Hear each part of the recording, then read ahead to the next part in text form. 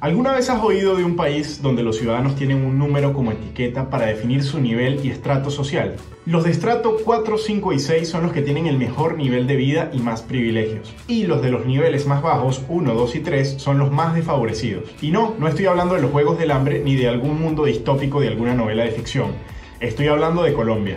Acompáñame a descubrir algunos de los orígenes de la conflictividad social en Colombia y de la marcada desigualdad que se vive en el país. Vamos, pero antes no olvides suscribirte y darle clic a la campanita. Nos ayudarías muchísimo a seguir creciendo y subir más contenido. Mi nombre es Alfredo Flores y esto es Mapa Político.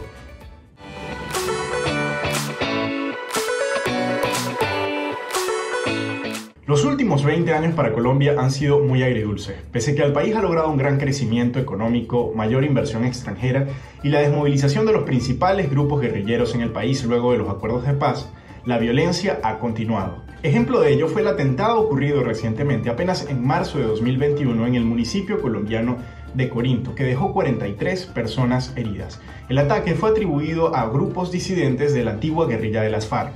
Por otro lado, la desigualdad, el desempleo y el alto costo de la vida hacen que cada vez más los colombianos rechacen un modelo que los ha venido rigiendo por hace aproximadamente 30 años con la aprobación de la Constitución del año 1991 en el gobierno del presidente César Gaviria. Un pacto nacional fallido. A inicios de los 90, Colombia aprobó su nueva constitución en el marco de su primer experimento de paz a gran escala. El Estado inició negociaciones con el grupo guerrillero M-19, famoso por haber robado la espada de Simón Bolívar en un asalto en la década de los 70 a la Quinta de Bolívar en el centro de Bogotá. Como resultado de las conversaciones, el grupo se desmovilizó y formó una agrupación política conocida como Unión Patriótica y se sumaron a una asamblea constituyente. Sin embargo, varios de los dirigentes de la organización ya sumados a la vida política fueron asesinados. En varios de los casos, se cree que hubo personas vinculadas al Estado que participaron en este exterminio mediante grupos paramilitares. Uno de los guerrilleros desmovilizados más famosos es el ex alcalde de Bogotá, Gustavo Petro.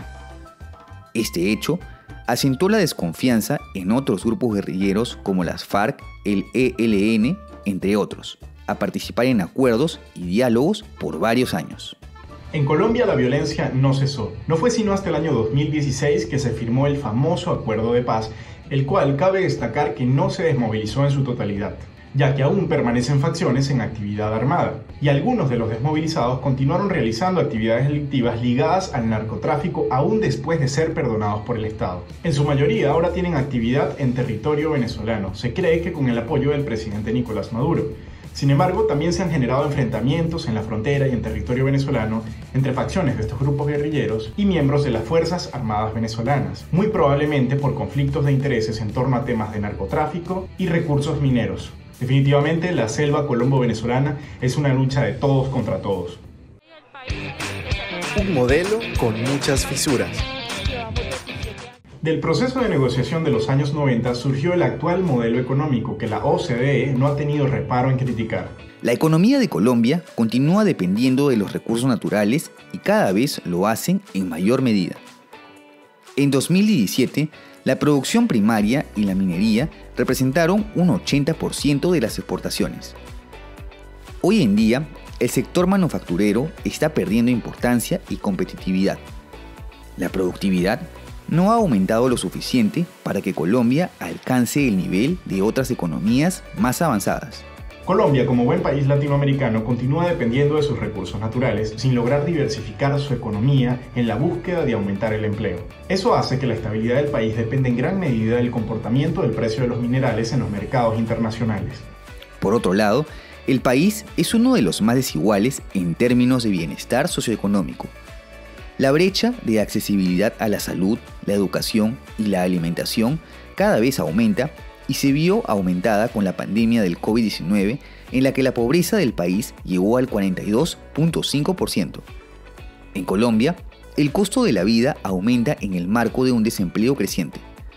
Sumado a esto, el país está en medio de una gran polarización política entre el uribismo, que representa a la derecha política conservadora de mano dura y antichavista, y facciones de izquierda y centro diversas que se oponen fuertemente al uribismo al cuestionar sus métodos e integridad. La cuestión es que en el marco de esta crisis que saca a relucir tantos problemas sociales, es evidente de que el país necesita una serie de reformas, pero que deben ser realizadas por consenso y mediante un gran acuerdo nacional. No son los Juegos del Hambre, es Colombia. Una de las muestras de que el sistema colombiano necesita ajustes urgentes es el conocido sistema de estratificación. En Colombia, las ciudades se dividen en estados del 1 al 6. En los más bajos, el 1, 2 y 3, viven los ciudadanos que reciben subsidios en los servicios, agua, gas o luz. En los más altos, el 5 y el 6, son quienes pagan esas ayudas con facturas superiores a su consumo. El modelo, único en el mundo, se ideó para proveer subsidios a quienes más lo necesitan, pero 3 décadas después, el principio solidario que pretendía regir la ley se ha pervertido. La segregación se ha acentuado y los ciudadanos se identifican por el lugar en el que viven, una suerte de sistema de castas. Para decidir a qué estrato pertenece un ciudadano, el Estado se limita a evaluar la fachada de su casa, los materiales con los que está construido el techo y las condiciones en las que se encuentra la vía frente a la vivienda.